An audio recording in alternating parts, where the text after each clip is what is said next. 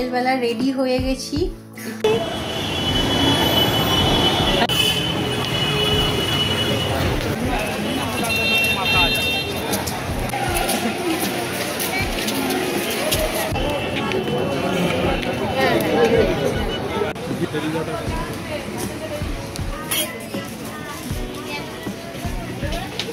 চল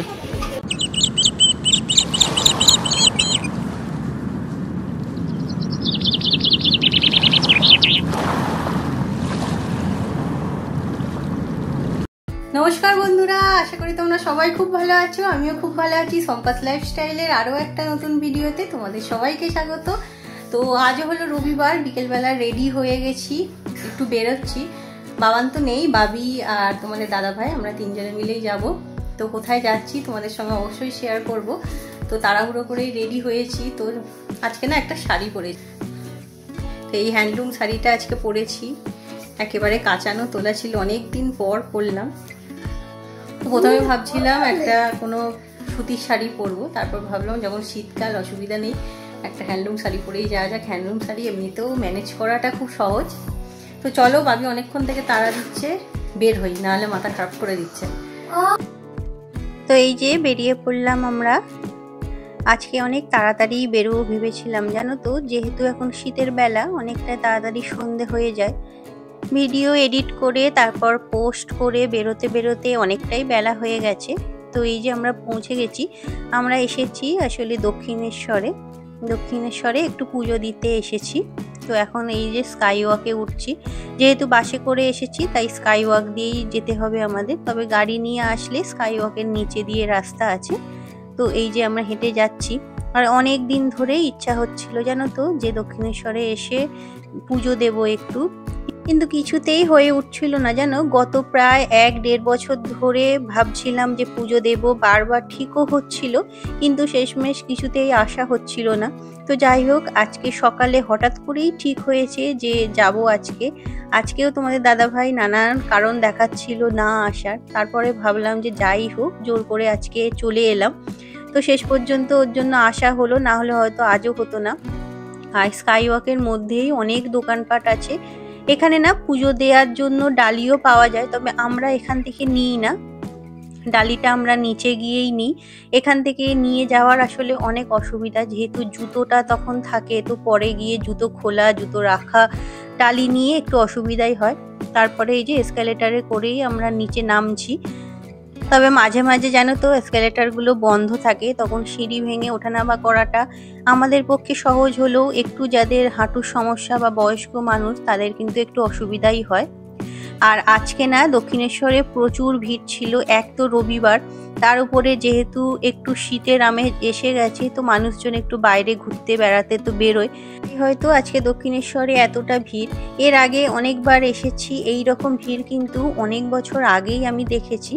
মোটামুটি ফাঁকাই থাকে মন্দির চত্বর, তবে আজকে অনেক মানুষজন এসেছিল। আর এখন যেহেতু সন্ধে হয়ে যাচ্ছে, একটু তাড়াহুড়ো করে অনেক মানুষজন ঢুকছেও। আর এদিকে দেখো, এই যে রাস্তার পাশে এই বাঁ দিকে যে জায়গাগুলো মানুষজন জড়ো হচ্ছে, এগুলো হচ্ছে জুতো রাখার জায়গা। এগুলো ফ্রিতে এখানে জুতো রাখা যায়, তবে আমরা এখানেও জুতো রাখি না। আমরা জুতো রাখি যেখান থেকে আমরা ডালি নিই সেখানে, কারণ জুতোটা রেখে একেবারে হাত ধুয়ে ওখান থেকে ডালি কিনে নিয়ে পুজো দেওয়াটা সুবিধা হয় অনেকটা। আর যারা উপর থেকে ডালি কিনে নিয়ে আসে, তারা এখানে জুতোটা খুলে পুজো দিতে চলে যায়। আর এইটা হলো মন্দিরের মেন গেট। এখানে এই যে চেক পোস্ট আছে, এখানে চেকিং করে তারপরে ভিতরে ঢোকায়। আর এই যে মন্দিরের মেন গেট, এর ঠিক উল্টো দিকে এই যে দেখছো এখানে লাইট জ্বলছে দূরে, ওইগুলো হচ্ছে ডালার দোকান। ওই দোকানগুলো থেকে যদি তুমি মানে পুজোর যে প্রসাদটা, যে ডালাটা, সেটা যদি কিনতে পারো, তাহলে কিন্তু ওই দোকানেই তুমি জুতো, মোবাইল সব কিছু রেখে যেতে পারো। কারণ মোবাইল তো ভিতরে অ্যালাউ নেই, ব্যাগ নিয়ে যাওয়া যেতে পারে, কিন্তু মোবাইল বাইরে রেখে যেতে হয়। তো এখানে ওর জন্য অনেক সুবিধা। কারণ এনারা যেহেতু প্রসাদটা বিক্রি হচ্ছে তাই কিন্তু জুতো বা ফোন সবকিছুই অনেক দায়িত্ব সহকারে রেখে দেন। আর আমরা এই যে একটু দেখো ভিতরের দিকের দোকানে একটা ঢুকেছি, 50 নম্বর দোকানে। আমরা এলে না একটু পিছনের দিকের দোকানগুলোতেই ঢুকি, কারণ মানুষজন যেহেতু ওই দিকে গেট, তো এসে সামনের দোকানগুলোতেই বেশি যায়, তো সেখানে বিক্রিটাও ওর জন্য বেশি হয়। ওর জন্য আমরা চেষ্টা করি পিছনের দোকানগুলোতে একটু যাওয়ার, যাতে তাদেরও কিছু বিক্রি হয়। তো পুজো দেওয়া তো হয়ে গেছে, এই যে প্রসাদ নিয়ে নিয়েছি, তারপরে এই যে ফোন হাতে পাওয়ার পর আবার ভিডিও আরম্ভ করেছি। তো এখন জুতো পরে এই যে যাচ্ছি, একটু চারিদিকটা ঘুরবো। আর এই যে এইটা হলো মন্দিরের মেন গেট, ওই যে সবাই লাইন দিয়ে ঢুকছে, নিশ্চয়ই দেখতে পেলে। তো বেশি কাছে তো যাওয়া যাবে না। গঙ্গার পাড় ধরে হাঁটার সময় এই যে এটা দেখছো, এটা হলো নববতখানার ঘর। তো সারদা মা যখন দক্ষিণেশ্বরে এসে থাকতেন, তখন সারদা মা এই ঘরটাতে থাকতেন। ঠাকুর তো অন্য এক জায়গায় থাকতেন, কিন্তু সারদা মা এই ঘরটাতে থাকতেন, এই যে নববতখানার ঘরে। তো এখন এখানে সারদা মার একটা মূর্তি রাখা আছে। নববতখানার ঘর দিয়ে এই যে ডান দিকে গেলে ওইদিকে হচ্ছে পঞ্চবটী বন, আর বাঁ দিকে গেলে এদিকে শিব মন্দিরগুলো পড়ে, আর তারপর ঘাটও আছে একটা। তবে ডান দিকে পঞ্চবটী বনের দিকে এখন যাওয়া নিষেধ, তবে আগে যাওয়া যেত। আমি যখন কলেজে পড়তাম, আমি দক্ষিণেশ্বরে এখানে গার্লস কলেজে যেহেতু পড়েছি, আমরা তখন কলেজ থেকে যখন আসতাম তখন কিন্তু ওদিকে বেশ ঘোরাঘুরি করেছি। তবে এখন রিসেন্ট ওইদিকে যাওয়া বন্ধ করে দিয়েছে। আর এই যে বাঁ দিকে এদিকে আছে শিব মন্দিরগুলো, তবে মন্দিরগুলো এই দিক দিয়ে দেখা যায় না, এটা ভিতর দিয়ে দেখতে হয়। আমরা ভিতরে পুজো দেওয়ার পরে সমস্ত জায়গায় প্রণাম করে এসেছি। আর তারপরে এই যে এলাম এদিকে গঙ্গার ঘাটটা, ওই যে দূরে দেখা যাচ্ছে, দেখো ব্রিজ, ব্রিজের উপর দিয়ে গাড়িগুলো যাচ্ছে, এত সুন্দর দেখতে লাগছিল। তবে ক্যামেরায় অতটা বোঝা যাচ্ছে না গাড়িগুলো, না দূর থেকে এত সুন্দর লাগছিল, লাইন দিয়ে যেন মনে হচ্ছিল পরপর গাড়িগুলো যাচ্ছে। তো দেখে খুব সুন্দর লাগছিল। আর ঘাটেও দেখো অনেক মানুষজন কিন্তু বসে আছে, তবে বাঁশি বাজাচ্ছিল উঠে আসার জন্য, কারণ মন্দির বন্ধ হওয়ার সময় হয়ে গেল। লাইটগুলো জ্বলছে, মাঠে ট্রেন যাচ্ছে। ওই ট্রেন নয়, এগুলো গাড়ি যাচ্ছে পর পর, ওই রকম আলোটা লাগছে। কি গাড়ি যাচ্ছে? হ্যাঁ ট্রেন নয়, আমিও প্রথমে তাই। হ্যাঁ গাড়ি, এমনি গাড়ি, বাস যাচ্ছে, ওই যে বাস যাচ্ছে দেখ।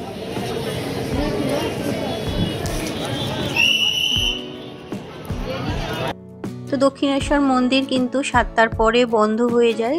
সন্ধ্যা আরতি আরম্ভ হয় যখন, তখন মন্দির বন্ধ করে দেওয়া হয়, বাইরে থেকে আর কাউকে ঢুকতে দেওয়া হয় না।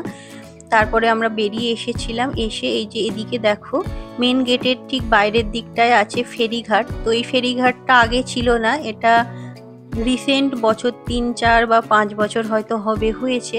তো এখান থেকে কিন্তু অটো পাওয়া যায় সমস্ত জায়গা, বেলুর মঠ, আদ্যাপীঠ, বালিহল, সমস্ত জায়গায় যাওয়ার জন্য কিন্তু এখানে অটো অ্যাভেলেবেল আছে। তো আমরা এই রাস্তাটার আগে কোনোদিন আসিনি, তাই ভাবলাম আজকে একটু ঘুরে যাই। তো দেখলাম এখানেও রাস্তার দুপাশে অনেক দোকানপাট হয়েছে, অনেক কিছু জিনিস এখানে বিক্রি হচ্ছে। আর তারপরে হাঁটতে হাঁটতে এই যে আমরা পৌঁছে গেছি ফেরিঘাটে। ফেরিঘাটটা দেখো তোমরা, একেবারেই ওদিকে ব্রিজ আছে, ব্রিজের একদম পাশে, মানে অনেকটাই গঙ্গার উপর পর্যন্ত এটা ছড়ানো। তবে ভিতরে তো ঢোকা সম্ভব নয়, কারণ আমরা টিকিট কাটিনি, যেহেতু টিকিট কাটলে ভিতরে যাওয়া যেত। তো এখান পর্যন্ত ঘুরেই আমরা তারপরে ফিরে এসেছিলাম। আর ফেরিঘাটের কাছেই দেখো এখানে একটা মা কালীর মন্দির আছে, কি সুন্দর দেখতে প্রতিমাটা। তো কিছুক্ষণ না দাঁড়িয়ে আর পারলাম না, এত সুন্দর করে সাজিয়েছিল।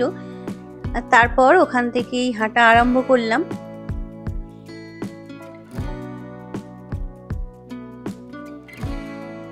স্কাই ওয়াকের উপরে কিন্তু এখনো বেশ ভিড়, অনেক মানুষজনই যাচ্ছে। যদিও মন্দিরের ভিতর হয়তো ঢোকা সম্ভব নয়, কিন্তু বাইরে তো ঘোরা যায়, তাই হয়তো যাচ্ছে। আর এদিকে দোকানপাটগুলোও দেখো বন্ধ হয়ে গেছে, যেহেতু পুজো দেওয়ার সময় প্রায় শেষ, তাই ডালার দোকান সবই বন্ধ করে দেওয়া হয়েছে। তো আজকের ভিডিওটা এখানেই শেষ করলাম, আবার দেখা হবে পরের ভিডিওতে। সবাই ভালো থেকো, সুস্থ থেকো, আনন্দে থেকো, টাটা।